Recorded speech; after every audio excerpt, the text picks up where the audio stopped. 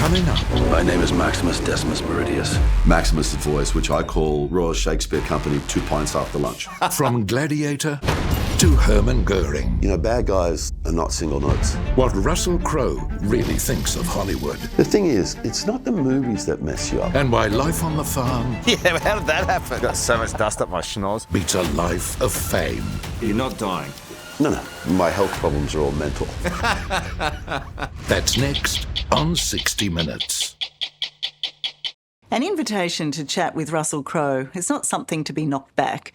And it's not only because he's one of the world's great actors and has been for decades. Unlike many other movie stars, Russell speaks his mind. He's happy to say exactly what he likes about Hollywood and what he doesn't. Of course, the craft of acting is a love, but the celebrity side of the business is not. As you'll see, he'd much rather spend his precious spare time at home on the farm, which is where Karl Stefanovic met him for this revealing interview.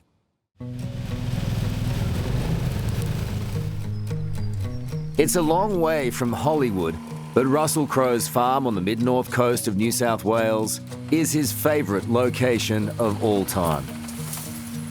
Here, he doesn't need to act. You can instantly see how much he loves it. For Russell, it's also the best place to recuperate after one of the most hectic years of his career. How did that happen? It's the skill. And one of the most challenging. It's the first time I saw Hitler talk. It was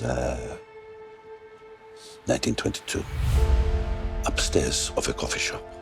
Russell's latest film is Nuremberg. Not many actors will be willing to take on, let alone pull off, a role like this, playing worst of the worst Nazi war criminal Herman Göring. I will show you a magic trick one day. What's that? I am going to escape the hangman's noose. How do you climb into that character? I mean, that is dark. Yeah, a lot of the times when you're looking at characters like that, my initial response is no thanks. No. But I also know enough about the way my mind works that when I'm saying that, I need to look at it a second time, you know? Because it's a different type of no. It's a no because I'm a little bit afraid of it. You can't be afraid of it, Kerry. But that bit's fun. When you start looking at something and you think, I can't do this, you know? And then the other part, you come to go, well, let's just have a go. Yeah. You know? See how far we get, you know? So, and a character like that allows me to go to the place that I've always loved since I was a little kid, and that's just being inquisitive about something. How does this work? We were elected by the people and given a mandate for change. Do you ever worry about making light of or having light moments with a character when you know how much they were accused of and the heinous acts they were in the historical context? You know, bad guys are not single notes, you know? And some of the worst people in the world are also simultaneously some of the most charming, you know? And that's one of the things that you've got to be able to bring to a character like that. What are you doing here? In a career lasting more than half a century, there's been no shortage Is not your country. or range of iconic characters. My name is Maximus Decimus Meridius. The accolades, too, have been as frequent as the phone calls from producers trying to sign him up to their films. And the Oscar goes to Russell Crowe. He knows it's a privileged position, but for Russell, Classes will dull your mind. Destroy the potential for authentic creativity. there's a reluctance to being such an in-demand actor. You said to me before when we were on the dirt bikes, there's not really many places in the world you can go where they don't recognise you. Positive? Negative? Well, the thing is, I'm living the thing that I put into the universe when I was a kid. Yeah. I was like maybe 14 or 15. I'm standing outside of a travel agency, right? And I'm looking at how much it costs to fly from where I am to Los Angeles, right? And I'm like, I mean, are you kidding? Like, who's ever going to be able to afford that?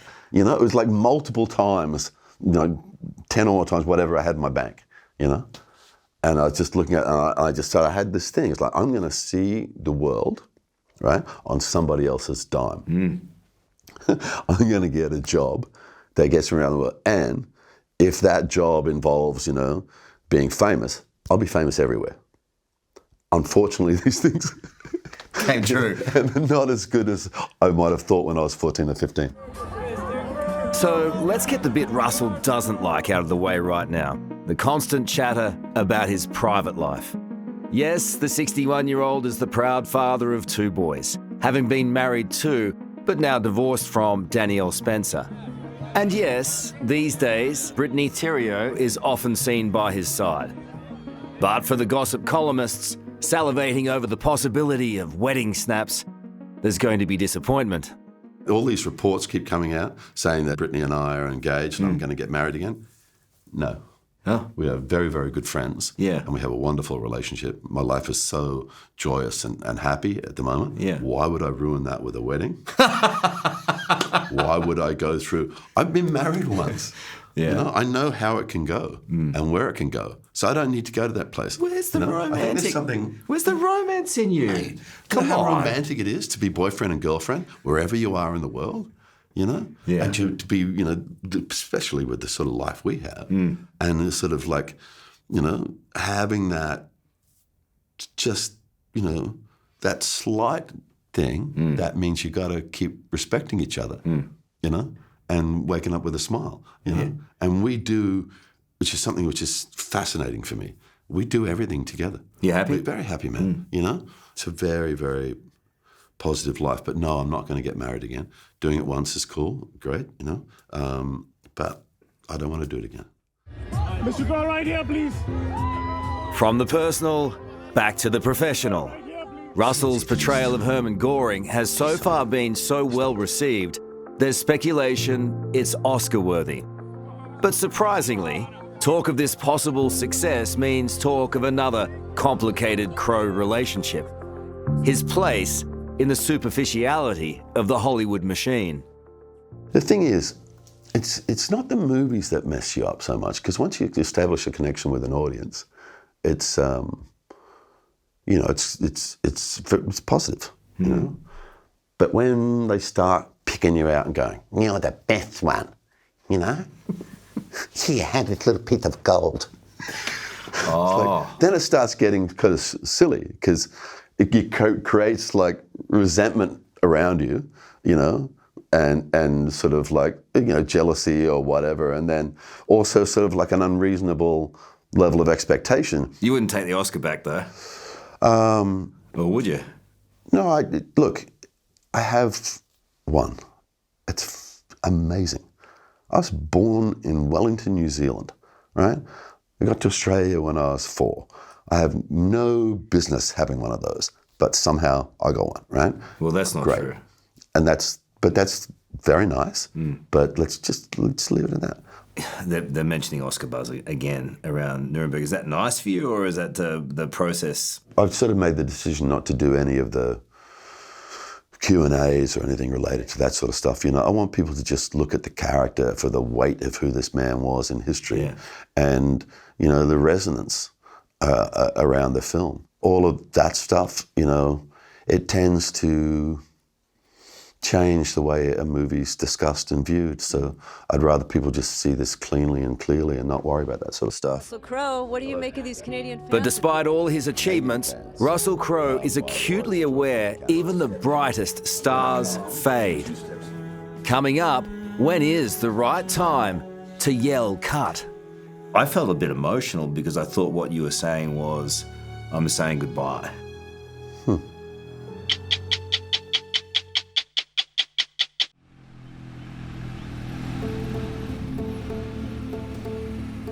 The last 12 months have been a blur of movie making and non-stop travel for Russell Crowe.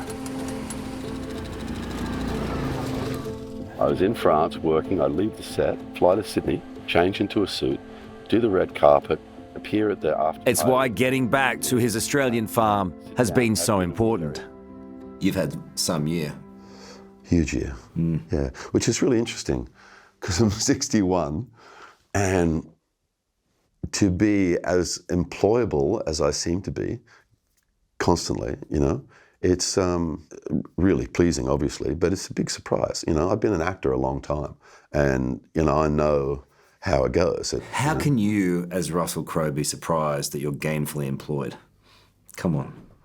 Well, because I just do my job, man, you know what I mean? And sometimes, it's, you know, there's not the roles for you. And as you get older, you know, the band shrinks, you know? But it just seems to be that, you know, I'm finding another whole new generation of film directors who've essentially grown up watching me do stuff. And so they have a different perspective of wanting to work with me. Step in, I'm gonna come. It's a fair bet. Directors also love him for his incredible work ethic. Having shot 6 movies already this year, Russell's now gearing up to start filming a remake of the 1986 action fantasy classic, Highlander. You're doing such a different range of things. Like the Sean Connery character in Highlander. Do you take a reference point there or you make it your own? Well, the character's name is Ramirez. And Sean played the character brilliantly, obviously, as a Scotsman. But they explained the reason that Ramirez, the Spaniard, had a Scottish accent in the movie by saying that earlier he came from Egypt. That's right. Never overextend your thrust. Some say tomato, others say tomato. Getting accents right in movies has always been the mark of a good actor. Russell mastered it out on the set of Ridley Scott's Gladiator.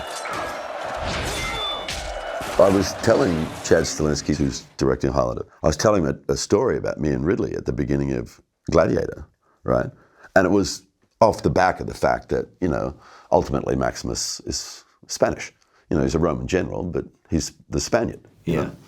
And I said to Ridley at the beginning of the movie in rehearsal, I said, what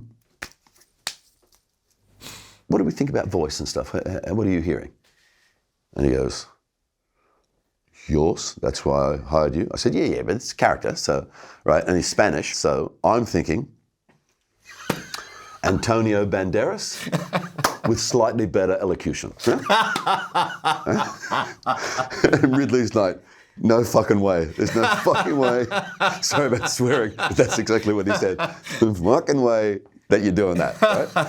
So we ended up with Maximus's voice, which I call Royal Shakespeare Company 2 pints after lunch, right? So I told the director this story, and he's like, if you bring me Spanish, I will take Spanish. I was like, really? Yeah. So I'm going to do Ramirez as a Spaniard. So, yeah. We shall see.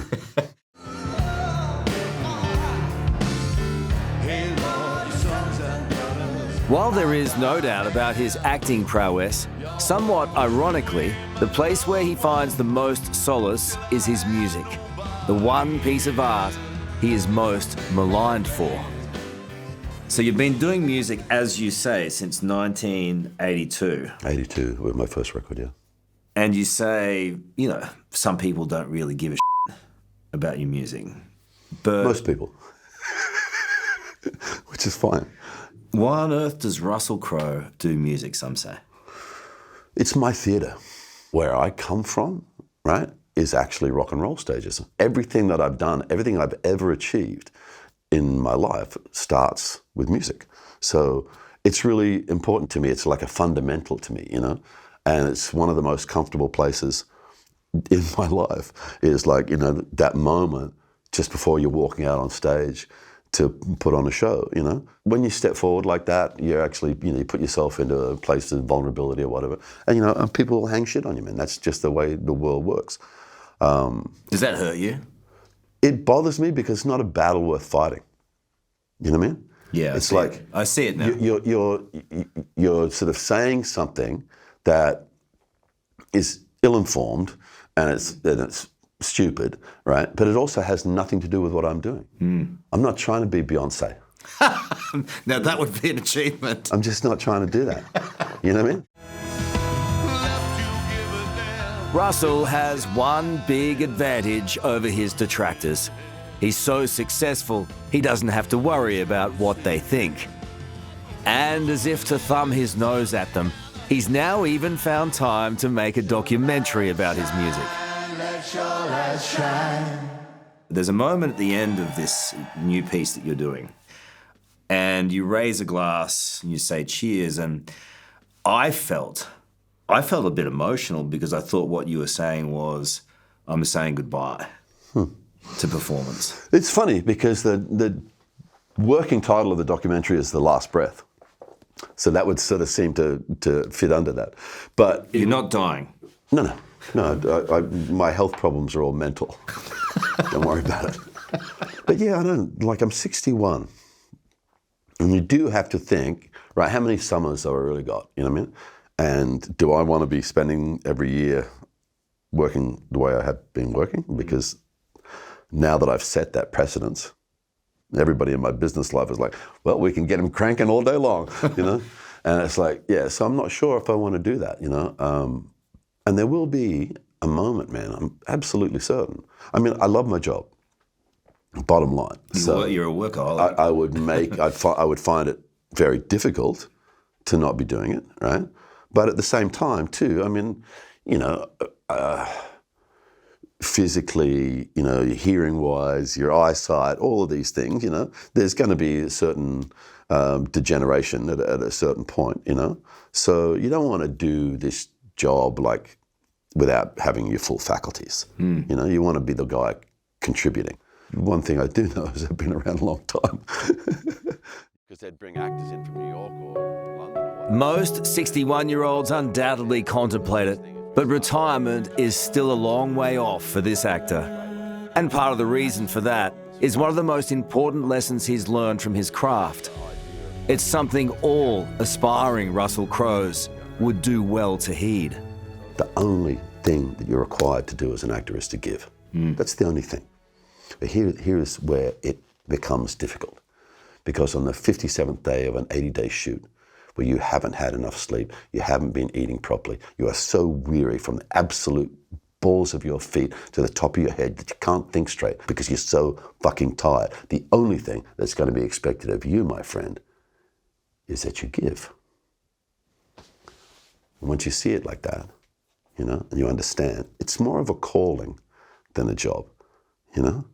A lot of people who are like, you know, Miss Idaho Potato Festival or, you know, think they're handsome or whatever, they don't understand what the job really requires. The camera is inanimate and you have to learn to feed the camera. Hello, I'm Tara Brown. Thanks for watching 60 Minutes Australia. Subscribe to our channel now for brand new stories and exclusive clips every week. And don't miss out on our extra minute segments and full episodes of 60 Minutes on 9now.com.au and the 9Now app.